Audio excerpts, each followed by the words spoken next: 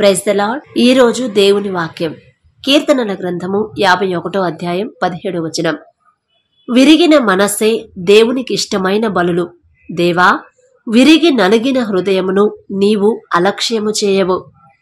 మనం విరిగిన హృదయం కలిగి ఉండాలని దేవుడు ఎందుకు కోరుతున్నాడండి? ఒకరి హృదయంలో ఏముందో మరొకరు తెలుసుకోగలరా? తెలుసుకోలేరు కదా.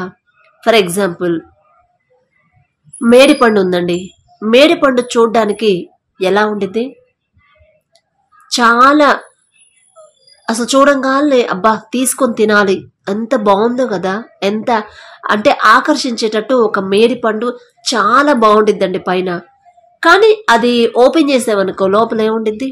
ఒక రైమ్ కూడా ఉంది కదా, మేడిపండు చూడ మేలిమయ్యుండు, పొట్ట విప్పి చూడ పురుగులుండు అని. అలాగే ఇప్పుడు దాన్ని కోసినప్పుడే కదా అది లోపల పురుగులు ఉన్నాయో బాగుందో తెలిసేది. అప్పుడు అరే పైకి చూడడానికేమో ఇంత బాగుంది ఫ్రూట్, కానీ లోపలైంది అన్ని పురుగులే ఉన్నాయి అని మనం అనుకుంటాం, ఆశ్చర్యపోతాం కదా. అలాగే మన హృదయం విరిగితే తప్ప మన హృదయంలో ఏముందో ఎప్పుడూ తెలుసుకోలేమండి. అయితే మనకు తెలియకపోవచ్చు, మన స్నేహితుడికి తెలియకపోవచ్చు, మన కన్నవాళ్ళకి తెలియకపోవచ్చు, మన బంధువులకు తెలియకపోవచ్చు, కానీ ఒకే ఒకళ్ళకు మాత్రం తెలుసు. మన హృదయంలోకి ఆలోచన రాకముందే ఆయన వాటిని ఎరిగి ఉన్నాడు కదా. ఎవరైనా? ప్రభువైన యేసుక్రీస్తు వారు.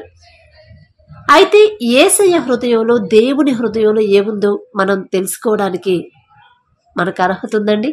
అసలు అంత తెలివి జ్ఞానం ఉందా? లేదు కదా. అయితే ఇశ్రాయేలీయుల్ని తండ్రి ఐగుప్తు నుండి తీసుకొని వస్తాడు కదా, ఎన్నో అద్భుత కార్యాలు చేసి. అసలు ఇశ్రాయేలీయుల దేవుడు అంటే ఎంత గొప్పవాడో ఐగుప్తీయులకు తెలిసింది, కానీ ఇశ్రాయేలీయులకు మాత్రం తెలియదండి. వాళ్ళు భయపడ్డారు కానీ వీళ్ళు భయపడలేదు. అందుకనే 40 సంవత్సరాలు అరణ్యంలో నడిపించాడు కదా తండ్రి. ఈ మాట ద్వితీయోపదేశకాండం 8వ అధ్యాయంలో ఉండిద్దండి. అయితే దేవుడు అన్ని అద్భుత కార్యాలు చేసి అంత శత్రువుల నుంచి, మనల్ని అంత బాధ పెట్టిన వాళ్ళ నుంచి ఆశ్చర్యకరంగా మన మీద జాలిపడి తండ్రి తీసుకొచ్చి ఆపదలన్నీ మనకి తీసేసి, ఆపదల నుండి తప్పించి, ప్రమాదాలు రాకుండా పగలు మేఘస్తంభమై రాత్రి అగ్నిస్తంభమై తండ్రి మనల్ని తీసుకొచ్చాడంటే మనమంటే తండ్రికి ఎంత ప్రేమ. అసలు మన మీద జాలిపడ్డానికి తండ్రికి ఏం అవసరం? మనం ఇంతగా అసలు ఎక్కువ దేవుణ్ణి ఆరాధించింది కూడా లేదే. మనకు కష్టం కలిగింది కాబట్టే దేవా అని చెప్పినని చేతులు పైకెత్తాం. ఆ ఒక్క మాటకే తండ్రి మన మీద జాలిపడి ఇన్ని ప్రమాదాల నుంచి మనల్ని కాపాడుకుంటూ వచ్చాడు. ఎంత ప్రేమ, ఎంత జాలిగల దేవా, మీకే వందనాలయ్యా అని చెప్తే ఎంత సంతోషించేవాడండి తండ్రి. కానీ అలా చేశారండి ఇశ్రాయేలీయులు. అంటే వారంతా మనం ఏదో వాళ్ళకన్నా గొప్పవాళ్ళమని కాదండి, వాక్యంలో ఉందని మనం మాట్లాడుకుంటామే. కానీ ఇశ్రాయేలీయులు అంటే దేవుని ఏర్పరచుకున్న జనాంగం కదా, వాళ్ళని అనే హక్కు కూడా మనకు లేదండి. అందుకనే, కేవలం అందుకనే దేవుణ్ణి స్తుతించలేకపోయారు, ఆయన ఔన్నత్యాన్ని తెలుసుకోలేకపోయారు, ఆయన ప్రేమను తెలుసుకోలేకపోయారు కదా. సణిగారు కదా, అరణ్యంలో సణిగారా? వాటర్లు ఇవ్వని, తినడానికి లేదని, చికెను మటను లేదని, మాంసం లేదని సణిగారు కదా. అందుకని తండ్రి కోపం వచ్చింది. అరే ఇంత చేసిన నేను అది ఇవ్వలేనా? ఇన్ని అద్భుత కార్యాలు చేసి ఇన్ని ప్రమాదాల నుంచి వాళ్ళని తీసుకొచ్చాను, వాళ్ళకి కావాల్సిందయ్యా, మాకు ఇది తినాలనిపిస్తుందయ్యా, మాకు ఇది కావాలి అంటే ఇవ్వనా నేను? ఆ శక్తి నాకు లేదా అనుకొని ఉండొచ్చు కదా. అంత గొప్ప శక్తి గల దేవుని బాహుబలం తెలిసిన వాళ్ళు తెలుసుకోలేకపోయారండి ఇశ్రాయేలీయులు. అంత పెద్ద సముద్రాన్ని ఆపడం, తెరవడం అంటే మాటలా? అది తెలుసుకోలేకపోయారనే తండ్రికి పాపం బాధేసి ఉండేది కదా. అరే ఇన్ని ప్రమాదాల నుంచి నేను కాపాడి తెచ్చానే, అయినా కూడా నా శక్తి వాళ్ళు తెలుసుకోలేకపోతున్నారని అరణ్యంలో మంచి పాలు తేనెలు ప్రవహించే దేశంలోకి తీసుకెళ్లాల్సిన కొన్ని రోజుల్లోనే వెళ్లాల్సిన వాళ్ళు 40 సంవత్సరాలు అరణ్యంలో అక్కడక్కడే తిరుగుతూ ఉన్నారు. మనం కూడా అంతేనండి. మన హృదయంలో ఏముందో మనం తెలుసుకోలేం కదా, తెలుసుకోలేము. అందుకే మనం ఇంకా అంటే నేను దేవుని దృష్టిలో నేను ఎలా ఉన్నాను, తండ్రి చేసిన మేలులకు నేను కృతజ్ఞత చెప్తున్నానా? ఒకవేళ నా ప్రవర్తన వల్ల నేనేమన్నా తండ్రిని బాధ పెడుతున్నానా? నా మాట వల్ల, నా పద్ధతి వల్ల దేవుణ్ణి అవమానపరుస్తున్నానా అని మనకి మనం ఆలోచించుకోవాలండి. అయ్యో దేవుడు నేనేమైనా బాధ పెట్టానా, అయ్యా క్షమించయ్యా, తెలియక నేనేమైనా బాధ పెట్టుంటే క్షమించయ్యా అని ఎప్పటికప్పుడు మనం అనుకోవాలండి, క్షమాపణ అడగాలి. అట్లా దేవుణ్ణి మనం మనస్ఫూర్తిగా స్తుతించాలంటే మన హృదయం ఫస్ట్ నలిగిపోవాలి కదా. అసలు నేను కాదు, నేను ఎక్కడో ఉండాల్సిన నేను ఈ స్థితికి తండ్రి ఈ స్థితిలో ఉంచాడంటే నా గొప్పతనం కాదమ్మా, నా దేవుని కృపే అని ప్రతి క్షణం మీరు అనుకోండి. ఖచ్చితంగా దేవుని దృష్టిలో మనం ఏమై ఉన్నామో మనం తెలుసుకోగలుగుతాం. మన ఎడల దేవుని ఆలోచన ఏమైందో కూడా మనం తెలుసుకోగలుగుతాం. ఎందుకంటే మనకు తెలిసేలా చేస్తాడు తండ్రి. ఇలాంటి చిన్న చిన్నవి కూడా మనం మర్చిపోతేనే తండ్రికి బాధేసిద్దండి. అంత పెద్ద పెద్ద ఆశీర్వాదాలు మనకి రాకపోవడానికి కారణం ఇదే. అంత చిన్నవి కూడా తండ్రి చేశాడనే మనం అనుకోవాలి. నేను తెచ్చుకున్నాను, నా దగ్గర డబ్బులునే నేను తెచ్చుకున్నాను అనుకోవద్దండి. దేవుని కృపను బట్టి నేను తెచ్చుకోగలిగాను అనుకుంటేనే మన లైఫ్ బాగుంటుంది. అయితే పేతురు గారి గురించి ఒకసారి మనం మాట్లాడుకుంటే, ప్రభువుని ఎరగనని 3 సార్లు అబద్ధం ఆడాడు కదా. అట్లా పేతురు గారు ఒక కాన్ఫిడెంట్తో ఉన్నారు కదా. అంటే దేవుణ్ణి నేను ఎరగనని, నేను అబద్ధం ఆడను, ఎందుకంటే నేను విశ్వాసంతో ఉన్నాను అని అనుకున్నాడు. కానీ 3 సార్లు అబద్ధం ఆడిన తర్వాత, అంటే పేతురు మనసులో ఏముందో తండ్రికి తెలుసు కదా. మన మనసులో మనం ఏదో స్థిరంగా ఉండగలం అనుకుంటాం, మన బలహీనత ఏందో తండ్రికి తెలియదండి. కాబట్టి ఎవరు కూడా ఓవర్ కాన్ఫిడెన్స్తో ఉండొద్దు. అది దేవుడి నుంచి వచ్చింది కాబట్టి నేను పొందుకోగలిగాను, తండ్రి దగ్గర నుంచి ఆయన కృపను బట్టి నేను తినగలుగుతున్నాను, ఆయన జాలి ఆయన దయ ఉంది కాబట్టి నా మీద నేను ఈ పొజిషన్లో ఉన్నాను. నేను 100 మంది మీద నేను హెడ్గా ఉన్నానంటే అది నా గొప్పతనం కాదు, నా దేవుడు నా మీద జాలిపడి ఆ పొజిషన్ నాకు ఇచ్చాడు. ఎటువంటి అర్హత లేదు అనుకోండి, ఇంకా తండ్రి సంతోషపడతాడు. ప్రతి విషయంలో కూడా దేవుణ్ణి మీరు హై లెవెల్లో చూడండి. ప్రతి చిన్న విషయంలో కూడా అది తండ్రి నుంచి వచ్చింది, దేవుడి నుంచి వచ్చింది. ఇప్పుడు మా నాన్న మాట్లాడేటప్పుడు పదాక మీ నాన్న అంటావేందంటే తండ్రి చేసాడు ఆ కార్యాలు, అందుకే నేను ఇంత గొప్పగా చెప్పగలుగుతున్నాను. ఎవరు మాట్లాడినా సరే, అబ్బా యేసురత్నం గారు ఎట్టయితేనేమో అసలు ఎక్కడో గుడిసెలో ఉండాల్సిన వాళ్ళు ఎట్టయితేనేమో ఇల్లు కట్టేశారుగా, పర్వాలేదండి ఇల్లు కట్టేశారంటే, అయ్యో నాదే ఉందండి, ఏదో దేవుని కృప ఉండబట్టి నేను కట్టగలిగాను, లేకపోతే నా వల్ల ఏమైందండి అని చెప్తాడు, ఖచ్చితంగా చెప్తాడు. ఎంతమంది అయినా అడగనివ్వండి, ఎలా ఉన్నారండి బాగున్నారంటే బాగానే ఉన్నామండి ఏదో దేవుని కృపను బట్టి అని చెబుతాడు. దేవుని దయలే, దేవుని దయ లేకపోతే మనం ఎక్కడున్నామండి అంటారు. అంత నిర్లక్ష్యంగా మనం ఉండకూడదండి. దేవుని దయలే అంటే అది పక్కన పెట్టు, ముందు ఇది చెప్పు అన్నట్టు అలా ఉండకూడదండి. దేవుని కృపను బట్టే మనం ఈ స్థితిలో ఉన్నాం, దేవుని దయ బట్టే మనం ఈ పొజిషన్లో ఉన్నాం. ఇంత ఆరోగ్యంగా ఉన్నామంటే అది మన గొప్పతనం, మన బలం, మనం తీసుకునే బలమైన ఆహారం కాదండి, అది దేవుని ఆశీర్వదించి మనకిచ్చిందనే మనం అనుకోవాలి.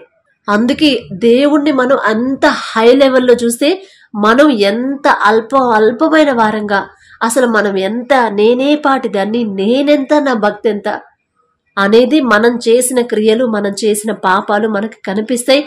తండ్రి కళ్ళు చూసే అర్హత కూడా మనకు ఉండదండి, ఆ ధైర్యం సరిపోదు ముందు. కాబట్టి దేవుడు తండ్రి చేసిన ప్రతి మేలు కూడా ఏ ఒక్క మేలు మర్చిపోవద్దండి.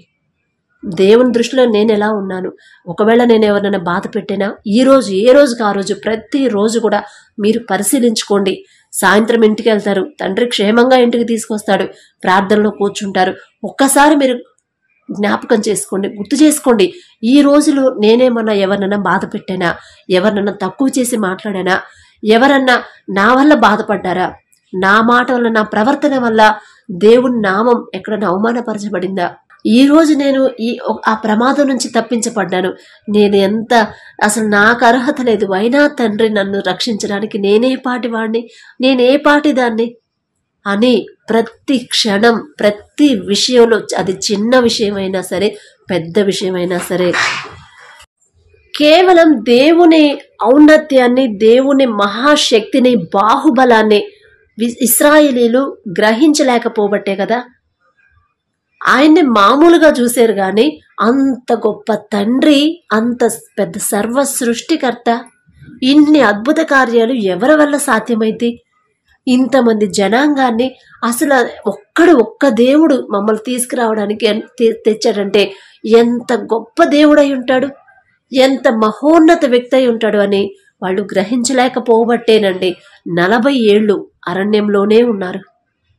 మరి మనం కూడా మన జీవితంలో మనం కూడా అలానే ఉన్నామా? అంటే ఇశ్రాయేలీయుల్ని మనం దూషించొద్దండి, ఎందుకంటే దేవుడు ఏర్పరచుకున్న ప్రజలు, తండ్రి ఆశీర్వదించిన బిడ్డలు, వాళ్ళని మనం మాట అనకూడదు. అంటే అలా మనం కూడా ఉన్నామా? అందుకనే దేవుడి నుంచి రావాల్సిన ఆశ్చర్య కార్యాలు, అద్భుత కార్యాలు, ఆశీర్వాదాలు మనం పొందుకోలేకపోతున్నాం అనేదే నా బాధ. కాబట్టి ఏ రోజుకి ఆ రోజు దేవుని దృష్టిలో నేనేమై ఉన్నాను, నేనేదో గొప్పదాన్ని కాదు, తండ్రి దయ నా మీద ఉంది కాబట్టి నేను ఇంకా సజీవంగా ఉన్నాను, ఈ మంచి పొజిషన్లో ఉన్నాను, నా కష్టార్జితో నేను అనుభవించి తినగలుగుతున్నానంటే అది నా గొప్పతనమో నా అదృష్టమో కాదు, దేవుని దయ. దేవుడే, ప్రతి చిన్న దానికి దేవుడేనండి. ఇప్పుడు మనం మంచి పొజిషన్లో ఉన్నాము, మనకు ఆ సహాయం చేసింది తండ్రి. అది పక్కన వాళ్ళకి ఎలా తెలిసిద్ది? మన ప్రవర్తనను బట్టి తెలిసిద్ది కదా, మన తగ్గింపు మాటలను బట్టి తెలిసిద్ది కదా, తగ్గింపు జీవితం, తగ్గింపు మాటలు, తగ్గింపు ప్రవర్తన బట్టే తెలిసిద్ది. అసలు మనం అయినా అంత పైన చూసుకోవడానికి మనకున్న తెలివి కాదు కదండి. ఉద్యోగం ఉందంటే అది మన తెలివా? దేవుడు అనుగ్రహించిన ఉద్యోగం. మంచి ఇల్లు కట్టుకున్నామంటే అది మన గొప్పతనమా? మన ఆర్థిక స్థితి మనం సంపాదించిందా? లేదు. డబ్బులు ఉండి కూడా ఇల్లు కట్టుకోలేని వాళ్ళు చాలా మంది ఉన్నారు.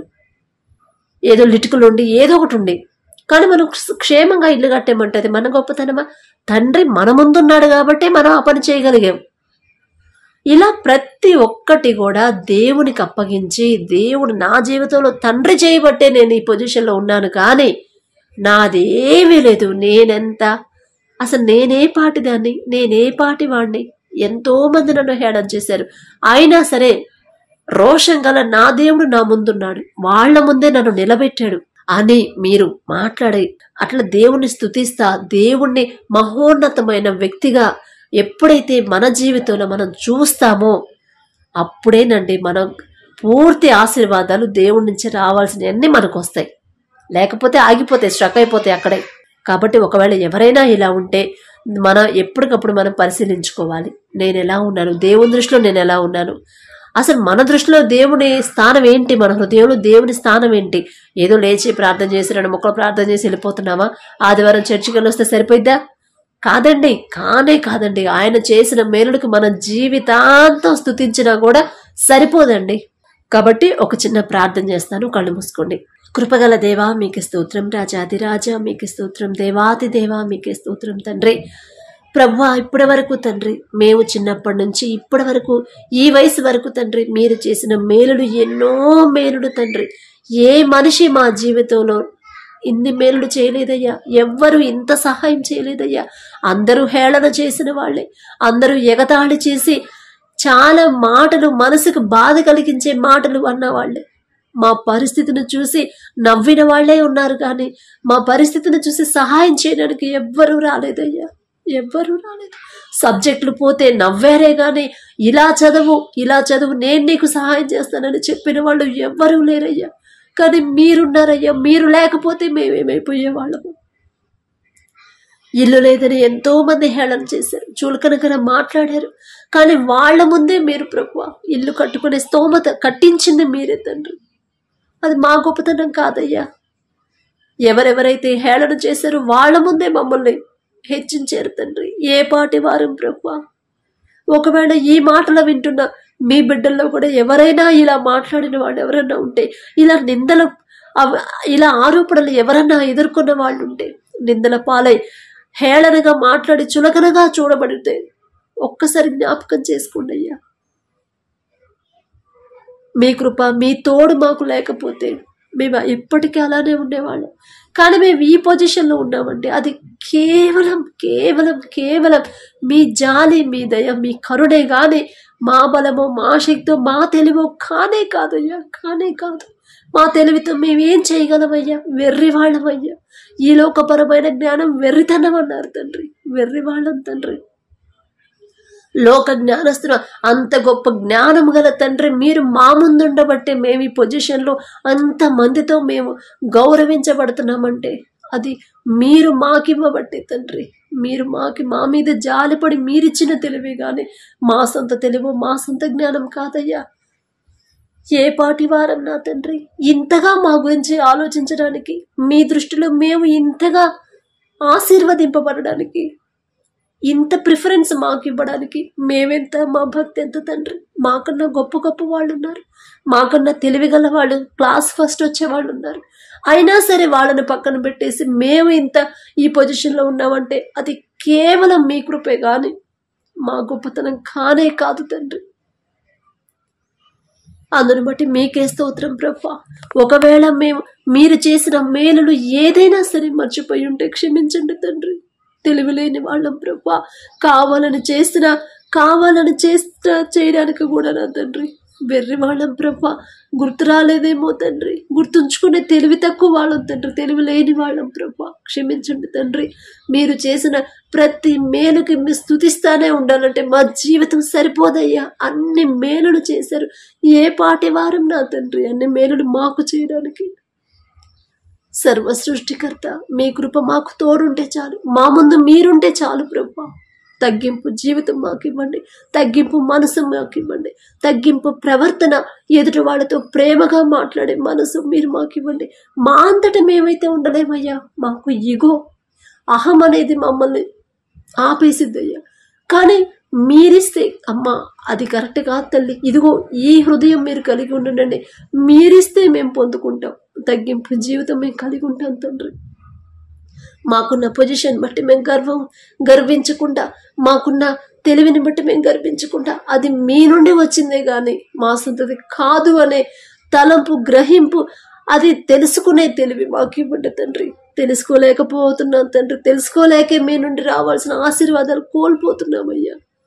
అలాంటి కృపా ధన్యత మాకు అనుగ్రహించమని అడిగే అర్హత, పొందుకునే అర్హత లేని వాళ్ళం అయినా అడుగుచున్నాము తండ్రి. యేసు నామమున అడుగుచున్నాము తండ్రి. ఆమేన్.